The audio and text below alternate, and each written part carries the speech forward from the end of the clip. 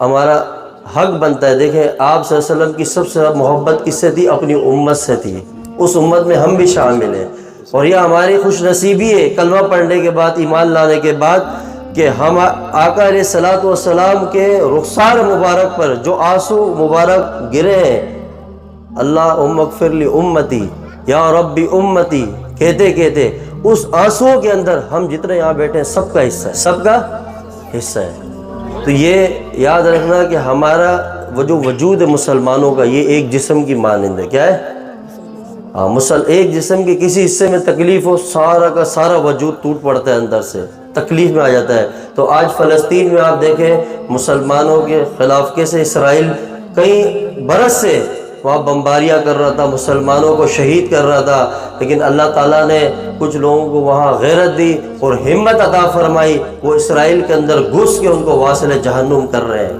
اور آج ہمارا حق بنتا ہے اس موقع پہ، ہم اگر وہاں نہیں جا سکتے لیکن ہمارا حق بنتا ہے کہ ہم اپنے گھروں میں رہتے ہوئے، اپنی مسجدوں میں رہتے ہوئے، ہم ان کے لیے دل سے دعائیں مانگیں اور آنسو بہائیں کہ اللہ تعالیٰ دوبارہ سے مسجد اقصیٰ کی، بیت المقدس کی رونقوں کو بحال کر دے، دوبارہ سے بحال کر دے، اور وہ دن آئے کہ مسجد اقصیٰ میں اور فلسطین کے اندر مسلمانوں کا غلبہ ہو، اور اسرائیل میں بھی مسلمان ہو، اور انشاءاللہ ایک وقت آئے گا کہ سارا یورپ اسلام لے کر آئے گا، اور امریکہ کے اندر بھی انشاءاللہ اسلام کا جھنڈا گاڑا جائے گا انشاءاللہ. اور پڑوس میں جو انڈیا ہے، جو آئے روز مختلف انداز سے دھمکیاں دیتا ہے کہ ہم یہ کر دیں گے، وہ نہیں. مسلمان کا آپ مسلمانوں کی ہسٹری پڑھیں، 28 غزوات ہے جس میں خود رسول اللہ صلی اللہ علیہ وسلم شریک ہوئے ہیں. 28 غزوات.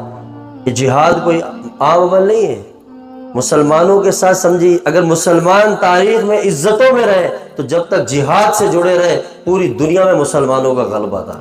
اور آقا علیہ الصلوۃ والسلام کی حدیث کا مفہوم ہے کہ وہ مسلمان جو جہاد کی نیت بھی نہ کرے اور مر جائے، وہ نفاق کے ایک حصے میں آ کے مرتا ہے، وہ منافق ہو کے مرے گا. تو ہم سب نیت کریں کہ جس وقت دین کو ہماری جانوں کی ضرورت پڑے، اور انشاءاللہ ہم اپنی جانیں دیں گے، اور ہماری طلب ہو، اور حضور کی عزت ناموس یہ ہماری زندگیوں کا حصہ ہے، اور صحابہ اہل بیت کی عزت ناموس یہ ہماری زندگیوں کا حصہ ہے. یاد رکھنا، یہ آپس کی نفرتیں، آپس کے اختلاف ختم کرے. جو اللہ کا دشمن ہے، حضور کا دشمن ہے، صحابہ اہل بیت کا دشمن ہے، وہ ہمارا دشمن ہے. یہ جتنی بھی باتیں آپ نے یہاں سنی، یہ ساری باتیں الحمدللہ بالکل حق اور سچ ہیں. ایسا کچھ بھی نہیں ہے کہ ہم دنیا کو دیکھیں نا، آج موقع دے رہے ہیں. حضور صلی اللہ علیہ وسلم کی آمد سے لے کے آپ صلی اللہ علیہ وسلم کی دنیا سے تشریف لے جانے تک آپ کی پوری زندگی، پوری سیرت طیبہ پڑھیں، اور آپ علیہ الصلوۃ والسلام کی تعلیمات پڑھیں، ہمیں سمجھ آ جائے گی کہ زندگی کیسے گزارنی ہے.